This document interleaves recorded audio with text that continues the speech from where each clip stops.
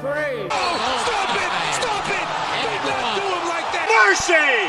Did you not get the memo?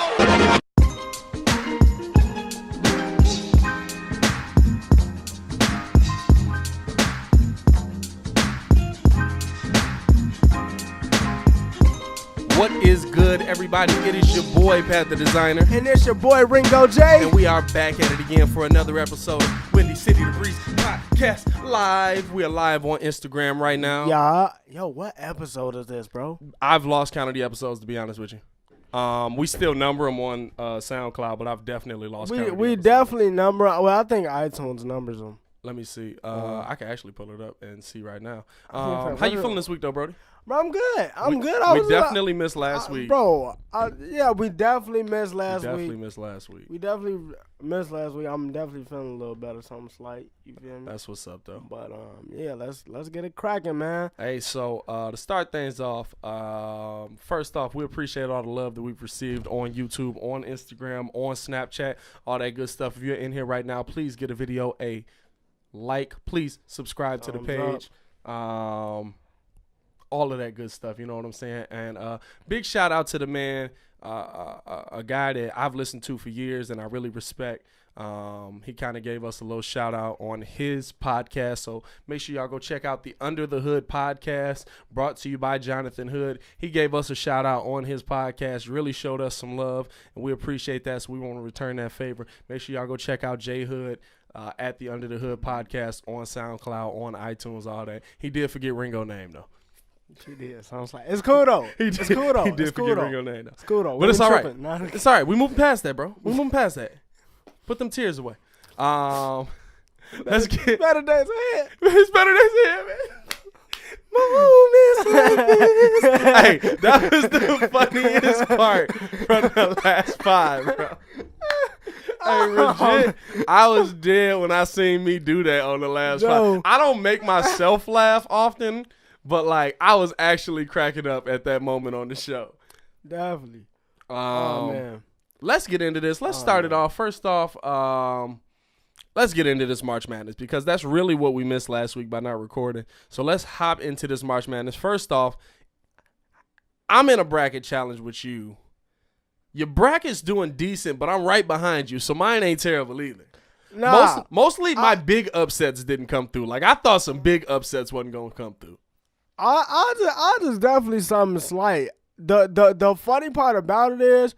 Before you gave me the cause you texted me the link to fill out the bracket the first time. My first bracket I actually had Duke winning, but I take North Carolina in this aspect because I actually like the team. I feel like Duke is going to get Duke has looked good in the Spurs, but this tournament as far as 3-ball wise, they've been absolutely trash.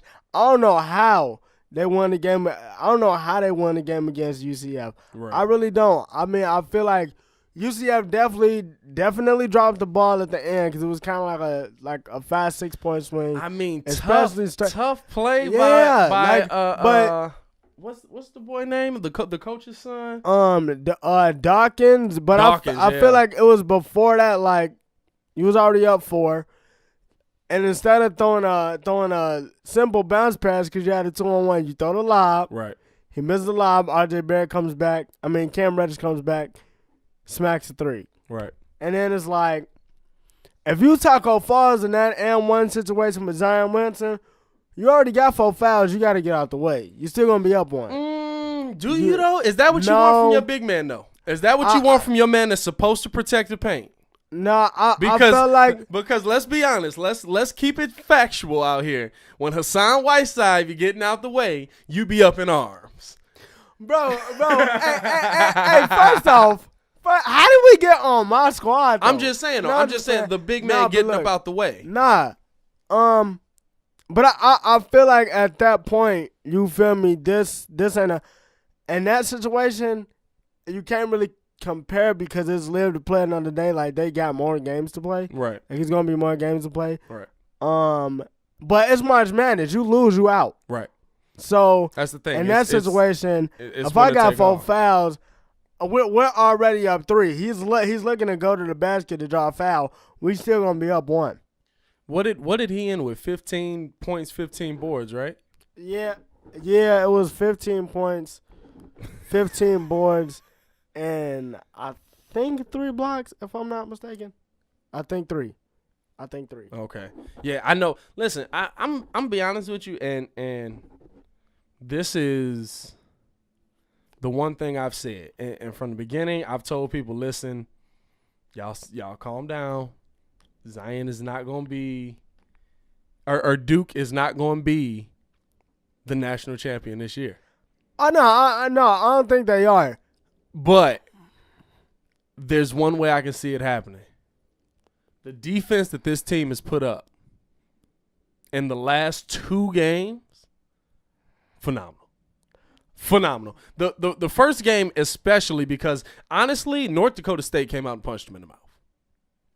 North Dakota State came out hard, and I'm talking about only reason I know Buddy's name is Vinny Shavid, something like that. Yeah. Only reason I know his name is because he came out dropping on Duke. Like, he was dubbing up RJ Barrett, and then all of a sudden, it was over. Like, it was no more love. Nah, I feel like definitely in the first game, I feel like you always try to come out, especially the number 1 seed, you try to make a statement. So, I mean, because you talk about before they started the game, once they started the game, first play of the game, Shavid drives in, puts up the floater, Zion, get that out of here. What are you doing? Bro, the disrespect, bro. The disrespect. But they didn't keep that energy. That was the problem. Yeah. I mean, this team is capable of clamping up, and when they clamp up, it's like you get into the fast break. Yeah. And it's like literally every time it's on a fast break, you got, it's like both options. Yeah. RJ Barrett or Zion Williamson. And then it's like either you're going to let us get this dunk, or we just gonna throw this. Like, I'm impressed by RJ's strength myself. It's showtime on the break. Like the dude can score the ball. Yeah. Which, now I feel like with him doing what he's doing, I'm gonna get into this later, but I feel like his stock is falling, but the right way. Talk way. About RJ or Zion? RJ, but it's like the right way. I'm gonna explain it later in my Ringo's Real Takes. You definitely got to explain that. I'm gonna explain it later. I'm gonna explain it later in the Ringo's Real Takes. Who's been a surprise for you so far? But who's been because of course, you know, we're gonna come in here and talk about Duke because the Zion Williamson aspect and RJ Barrett, the possibility that he could play for the Chicago Bulls if they should get one of those top 3 picks. Were you kind of surprised by what you saw from Murray State a little bit, or is that pretty much you expected? A big win in the first round because Ja was going off. A big game in the second round, but yeah. Well, okay. Because I had them going for a little distance. My brother said the same thing. He had them going for a little distance. I had them making it to the Sweet 16. That's where I had them making. I didn't have them like going to the final. I didn't have them going to the Final Four. No, I didn't have that either. Some people said Final Four, but For me and my Ringo Drive takes later, because I'm gonna be talking about Ja Morant. That first game should have solidified his NBA draft status. I know he's not gonna go 1. He shouldn't. But I don't think he should. I think 2 or 3 is a good spot. A triple double, and then you take the triple double. His second game, if he would have got any type of help, in that first half, did you see what he was doing? Yeah. He literally was just dropping them boys. Buckets. He was literally just dropping them boys. He was getting buckets. Like, but this is my question for you with Ja Morant, and I do agree with you that he is top tier talent. But is there still an unknown with Ja Morant? Is there still? Of course, there's an unknown with all the players, but is there still that?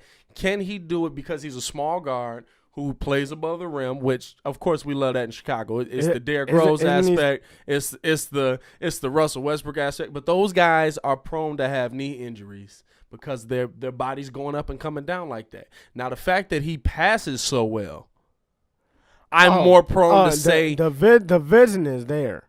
And that's one for me. That's more of the, like Russell Westbrook is just stronger than Muggs. He's gonna outscore you, outboard you, out-eat you, out-punch you, out anything with muscle you. And his numbers. Right. You and your mama. But the thing is, John Morant's going to have to build muscle, of course, but can he be that top scoring point guard that also has the vision, i.e. a Chris Paul maybe, or a Mike Conley, somebody that a lot of people don't think about as a top-tier point guard, or even a Drew Holiday, something like that, because Ja has the shot. And Ja got a torch. And let's not act like he don't play defense either. And he plays D, but does the size kind of come into that? Isn't he 6'4" though? Height-wise, yes, but he built like Drew Holiday. Like real skinny, kind of like Ja gonna play a butter rim. But he's kind of like a Dame Lillard Drew almost. Can clamp. See, I feel like and that's why I was going. Okay, so for me, I feel like he's a Dame Lillard, but a way better passer. And I feel like to me, I feel like he's gonna get Rookie of the Year. Because you already putting him in Rookie of the Year. Can he get to his rookie season? No, because when he get there, I feel like ultimately it just depends on how long Zion takes to build his offensive game. Yeah. See, Ja got all the factors right now. He just got to keep improving on them. Yeah.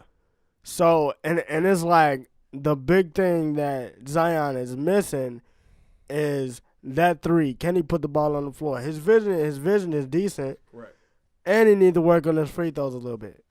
So it's like we know that you got the vert. Plus, we don't really know what type of positions Zion gonna be playing when he get down now. It depends on the team. It just depends on the team. It just depends on the team he go to. But I feel like Ja right now, I would want to say, like if it was the day and they jumped into the league. So you mad confident about him? Oh, Ja, absolutely. You mad confident? Yeah, I would say you see where the league is going. I mean, this is a pick and roll game. Drop it off, and I feel like I want him to go to the Suns, but then I don't. Right. Cause it's like that would help out Devin Booker so much. I want to go to the Bulls. I don't care. This is my you theory because you always come up with theories that either the Giants is going to get somebody or the Heat is going to get somebody, and it always be some weird way that they get them. Like 4 people died, and then like a mushroom cloud went up, and then all of a sudden Jimmy Butler was just like, dang, I really love Miami because mushroom clouds don't be in Miami, so I'm going to go to that team. And so it's always something like that. I'm dead. But this is my thing.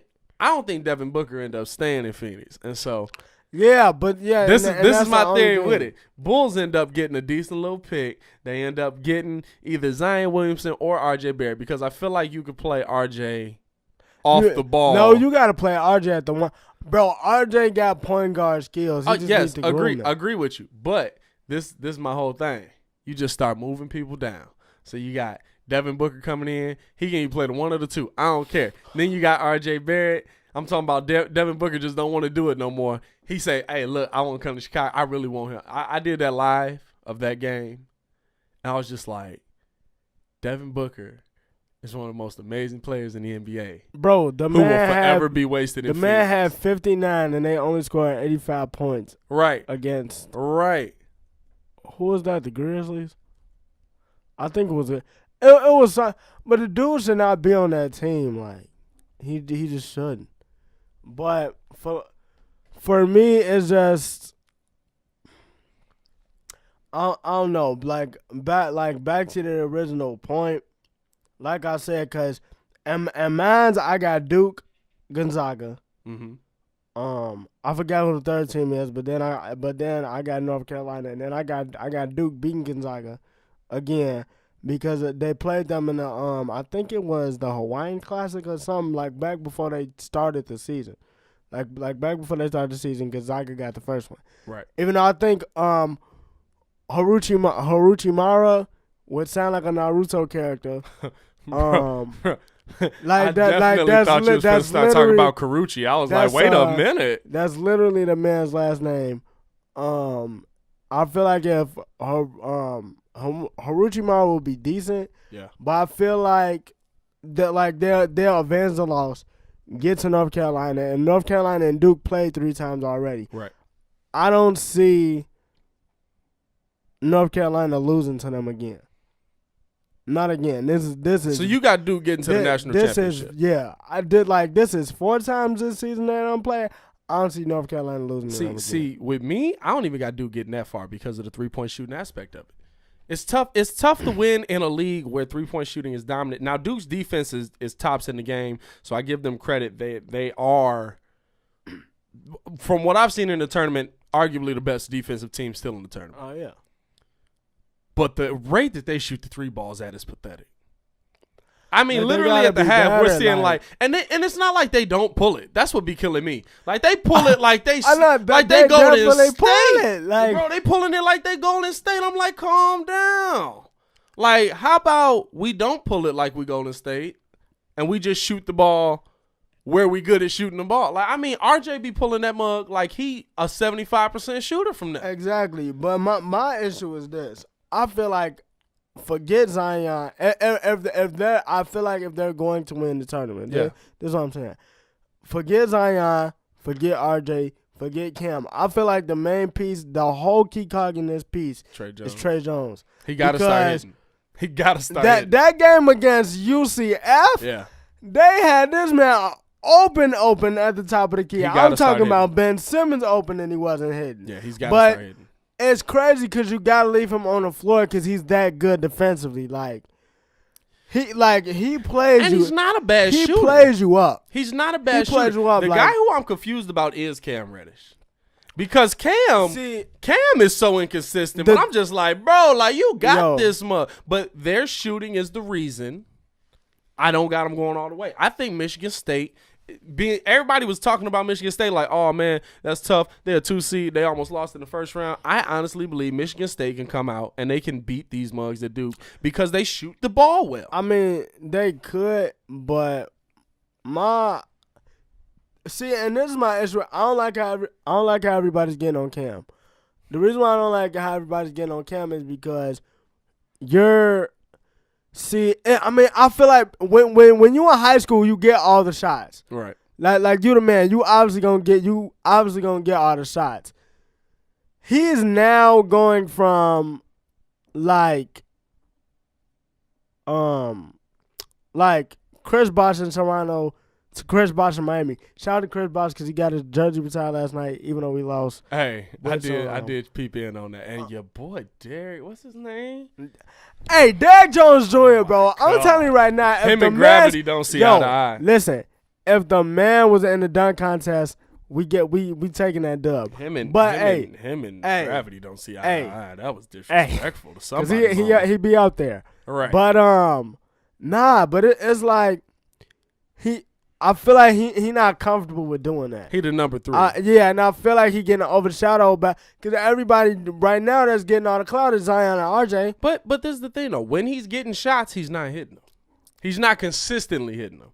And at his size, it's not like they're not including him in the offense. At his size, and he really do got a torch. He do, and I've seen him go off. But at the same time, I've also seen him have long droughts, just like in this tournament. In this tournament, he has had long droughts where he's gotten open shots. And even, listen, the man is what, 6'9", 6'10"? Man, 6'9". They all open shots with some of these mugs that's playing against them. Like, against North Dakota State, at one point, it looked like Archie Diacono had 4 brothers out there. Like, you get an opportunity. Like, it's not like you out here going up against 7-footers on these other teams. You got to be consistent with that shot. So I don't even think it's Cam getting overshadowed. I think if he steps up, Duke has a chance to win the championship. But if he don't step up, Duke got a chance. I don't think they do, bro. I think they go out early. My thing is this. If Zion keep dropping at least like 26, like 25, 26, 27. Yeah. RJ drop his customary like 28 boards, and then Cam give you 17. Like they'll be running them how they was running them at the beginning of the year. Possibly not. Now here's another question for you on the tournament because you said you got Duke and North Carolina going at it for the finals, right? Right. So, is Zion your undisputed number one pick no matter what happens in the rest of this tournament, win or lose? Oh, yes. Yeah. Because I feel like RJ has no say in that. Because I think RJ's almost put up a triple-double in every game in this tournament. RJ don't got no say in that because when it would be different. Okay, this is exactly why. The 5 games, I think that Zion was out. Now, he did show out. He scored 30, but he, at the same time, took a lot of shots, and he forced them. He was forcing shots when Zion was out. If he wasn't forcing shots and it was just going in within the flow of the offense, because he looks so much smoother when Zion's in there. Yeah. Then we probably would have got to talking like this dude is 6'9" with a handle, could put the ball on the floor and shoot the 3. He ain't shot the 3 well. Bro, he's really good at doing it. He just ain't shot it well. I don't know if he is. I believe he like 31% from behind the arc. I could be wrong on that. We'll check it out. But that's a tough one. So, yeah, I'm saying right now is RJ tripping. Is Zion Ja? Oh, so you got Ja going number 2. Yeah, is Zion Ja? But then I don't know. The Bulls might get the number 2 pick, bro. I did not know the Cavs had like 19 wins, B. Listen, bro, like I don't even want to speculate on the Bulls because like this is the thing. Why ain't they resting that? My thing is, everybody's sitting tonight. But the thing is, they winning games that like when they won the Phoenix game, I watched it, I live streamed it, I was glad I did, I enjoyed it, but that's a game that if you lose, y'all gonna end up like the Giants, bro. We gonna end up with like the number 7 pick again. Y'all gonna, and not saying this is what I said, and I tweeted end up like the Giants. Real talk. I tweeted a couple guys online that were talking on Twitter that were talking about it, and all I said was because they were kind of arguing like, is it better to have the number 4 pick? Or is it better to be in the 4th worst team or basically in the top 3? And some people were saying there's no difference. It's like 2% difference. This is my thing. If you're 4, the worst you can pick is what, 8? Right. If you're 3, the worst you can pick is 5th. And this is if you're in that top 3, the worst you can pick is 5th. And this is my thing. You may say it's not a lot, but the difference from having the best chance to get the first pick and say the 8th pick or the 6th pick or whatever it is Luka Doncic to Wendell Carter Jr. Now, we all agree Wendell has the ability to be a great talent in this league. He fouls a lot. He will never I think that's just young. You got to find your way. You got to figure it out. He will never be Luka. Bro, he just won't. He will never be Luka Doncic. Everybody that didn't pick him is sick to the Islamic. But hey, I ain't even gonna lie though. Well, he went what? What pick he go? Trigger Trey is nice. Trae Young is nice. Trigger Trey but is even nice, that, bro. It's the difference between Wendell Carter Jr. and Trae Young. If you added Trae Young to this team right now, we might be talking about something. Because they shoot the 3 ball. This team is litty. They shoot the 3 ball. If you add Trey, right, and that's what I'm saying. It's the difference between Trae Young, Luka Doncic, DeAndre Ayton, and Wendell Carter Jr. Now that's no slight at Wendell, but I just don't think that his career will end up being what those players were. Now he can still be a great player. This could be one of the drafts that we talk about all time. But would I prefer to have Luka Doncic, how he's playing right now in a Bulls jersey? Yeah. Bro, his step back, bro. It's ridiculous. His step back is better than James Harden's. Like, we gonna move on, man. We appreciate all the love because I'm getting depressed up in here talking about it. This man about to cry. No, I'm just playing. No tears. But we appreciate all the love, man. We appreciate y'all. If y'all in the live right now, please follow Windy City The Breeze. We do go live all the time on Instagram. These videos also will be up on YouTube. Please check out the podcast at SoundCloud, at iTunes, and we're gonna be on a couple more markets. Make sure that you tell your mamas and tell your mamas.